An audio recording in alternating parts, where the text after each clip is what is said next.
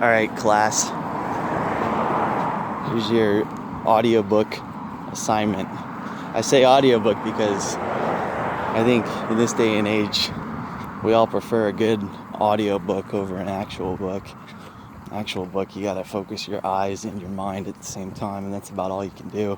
It might be better for comprehension and really digesting information, to be honest. Maybe that's why we're all getting so retarded, because everything's so conveniently accessible that it's also conveniently forgettable, because we can always re-access it, and then Google goes in and changes it, and then we're re-accessing misinformation. I don't know, but audiobook.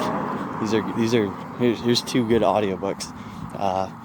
The Manifesto of Ted Kaczynski, aka the Unabomber, and also the 48 Laws of Power. And the Art of War would be another good one, but 48 Laws of Power really kind of derives, it kind of pulls out all the good stuff from the Art of War. But check them out. Got plenty of hours of listening material there. Blow your mind, expand your mind. Good stuff there. So Ted Kaczynski and 48 Laws of Power. I say this as I'm walking over to the polls to go vote for your boy Donald J. Trump. Honestly, I could give you my take on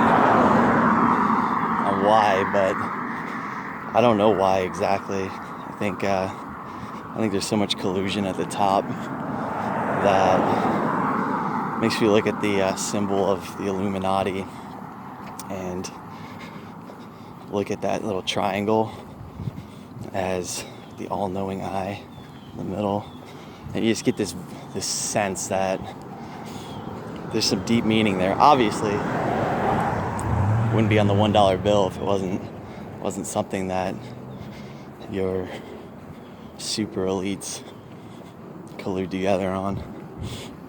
Create a symbol. What is a triangle? You got a left, you got a right, down at the bottom, at the very top, center, the peak. I don't know, just something to meditate on. As I walk and talk, I'm just going to sound more and more retarded trying to explain the gut feeling that it's all one colluded television show, one big WWE scripted series of events for us common folk to get entertained by. So kind of damned if you do, damned if you don't. Left, right, I don't think it really matters a whole lot. Not as much as people freak out about. So I'm going to vote for the guy who's more entertaining. I want to vote for the most hilarious stand-up comedian I've ever seen. He's very just situationally funny. You know, it's like, in the situation being that he has all this perceived power. It's real power, but I think it's, again, colluded with... Shut up, dog. Colluded with, like, financial elitists, unknown anonymous bankers, Jewish guys. Not to be anti-Semitic, but I think that's your dominant race on earth, is the Jew. Good for them, man. I wish I had some Jewish blood in me, but you know, it's just one big funny TV show, and Trump's just a talented guy at delivering on comedy in this situation where so many people hate his guts, you know, and he doesn't do anything to make them hate him less. He's just similar to, I guess, what opened my eyes up to conservative ideology was Ben Shapiro, because I'm kind of a troll deep down inside, kind of a nihilist, kinda, sorta. I guess I do believe in making the world a better place through truth and honesty, but when the world is so corrupt and everybody's so fucking phony, social media, all that shit, kind of makes you just want to see weak people get angry and frustrated. Kind of like an inner bully. I guess there's like an inner bully in me. And And like you're winning when you get into an argument and one person gets way more frustrated than the other person. Who's winning there, you know? Who's getting trolled there? So Trump's just a fantastic troll.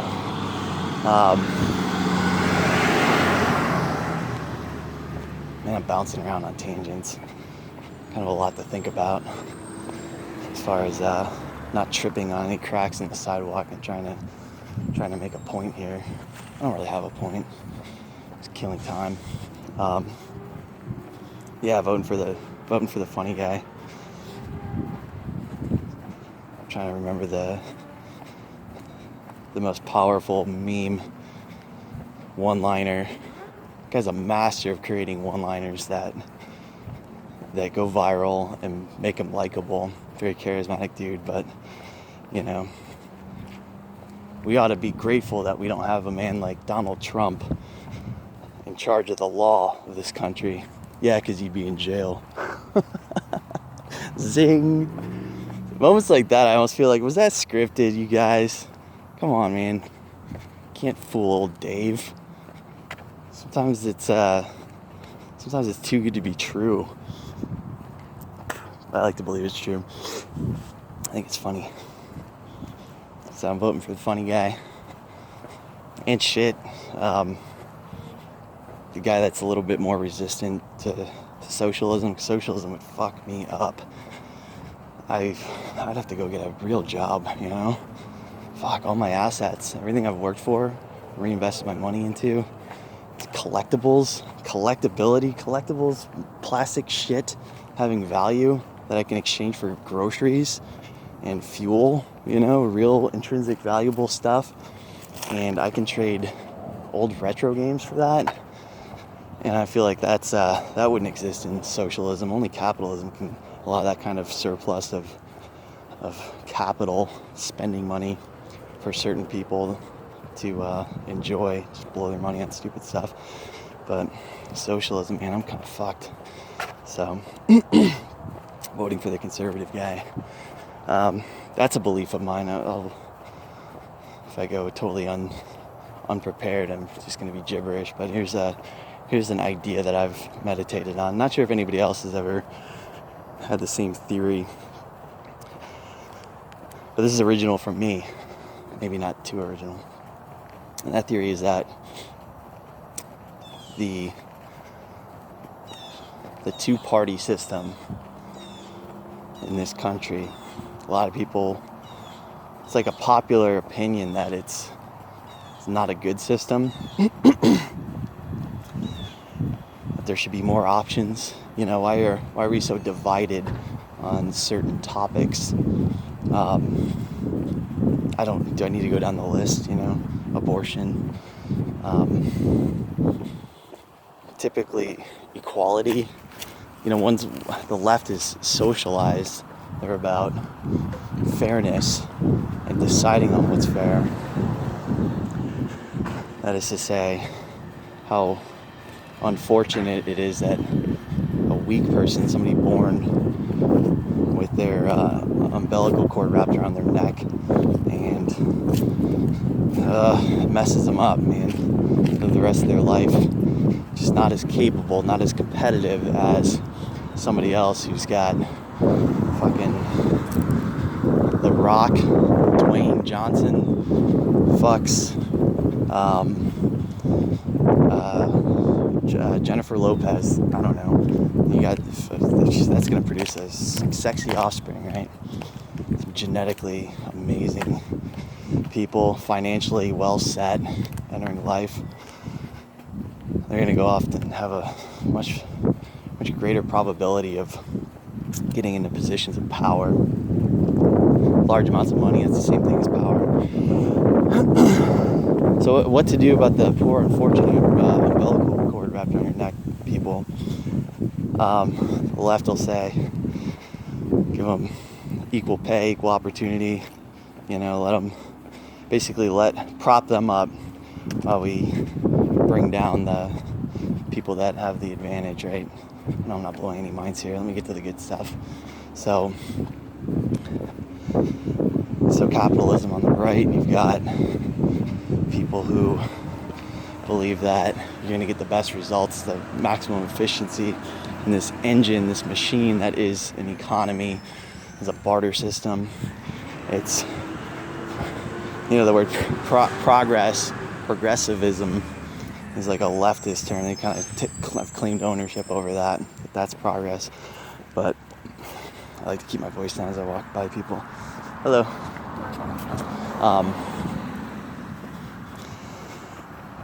But real capitalism, real progress in capitalism would be maximizing efficiency. That is to say, if somebody is the biggest genius in a certain scientific area, he's not just rehashing what's already been learned. He's not just taught, but he's advancing the field. One second.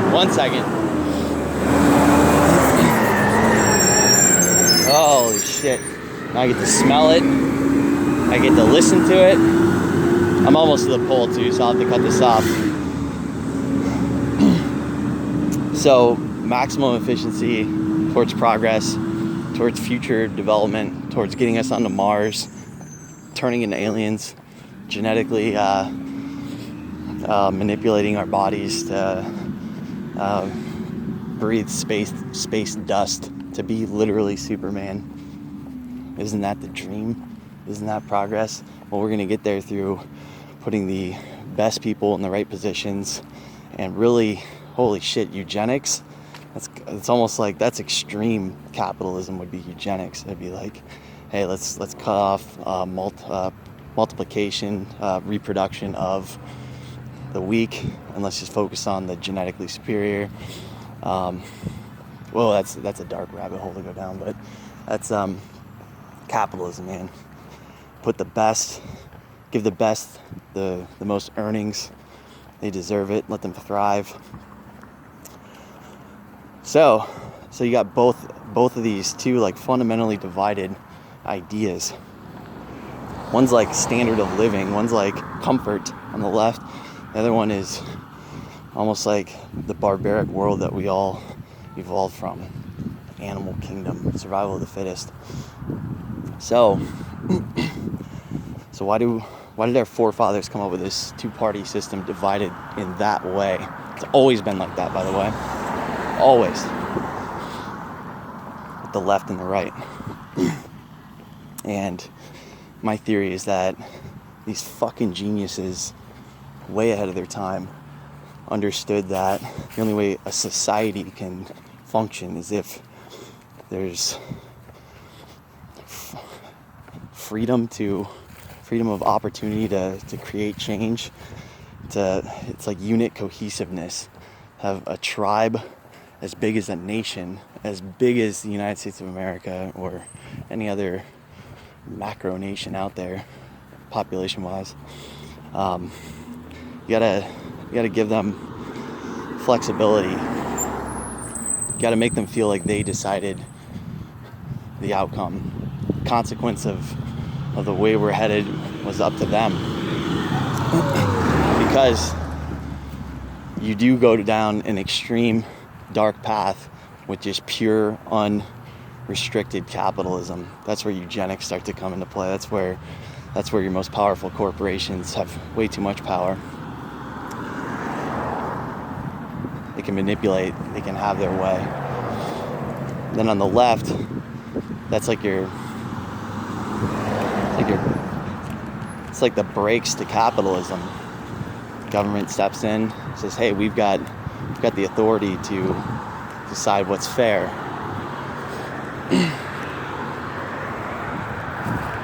They can get carried away with too much power too. They can get in bed with the heads of the right. That's where like that Illuminati symbol really is meaningful to me. It's that when those two parties work together at their highest level, your most elite level, your top level of secrecy, that's when they can really dictate where we're going. They are the tip of the spear, tip of that triangle, if you will. Now what happens though, I'm almost to the polls here, what happens when you have these two divided ideologies and you allow society to vote is it's similar to evolution of a species, where if we get too carried away, too corrupt in one direction, there's this like polar opposite direction that'll get voted into power. They'll make changes. We have a system of checks and balances that I'm not savvy enough to really fucking get into, but it's all designed, it's all engineered in a way so that we the people can stay satisfied, not get too carried away with corruption. And us being like the cattle, we're like the peasants, and we're gonna get enslaved by capitalism, we're gonna get enslaved by communism. So you have this left-right maneuvering. Imagine 5 straight years of going down the right rabbit hole because we're so socialized and people are just pulling away that you end up eventually going to the left. Your fundamentally conservative people are gonna go to the left. So it's slowly, right, left, right, and it guides us into the future. Anyways, I'm here. Don't know if I made any sense. I kind of black out when I'm talking like that, speaking from my gut. Probably making zero sense, but just believe in the system. I really like the two-party system.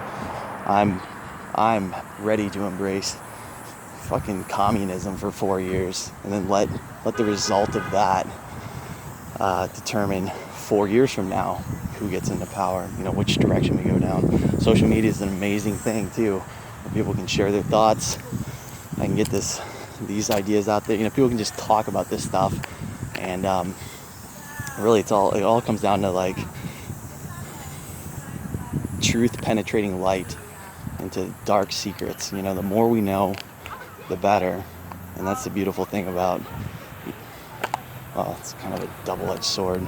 Social media, and then there's censorship. So there's my good closer, is be anti-censorship. No matter how hateful and ugly certain language is that you don't like, never be in favor of censoring it.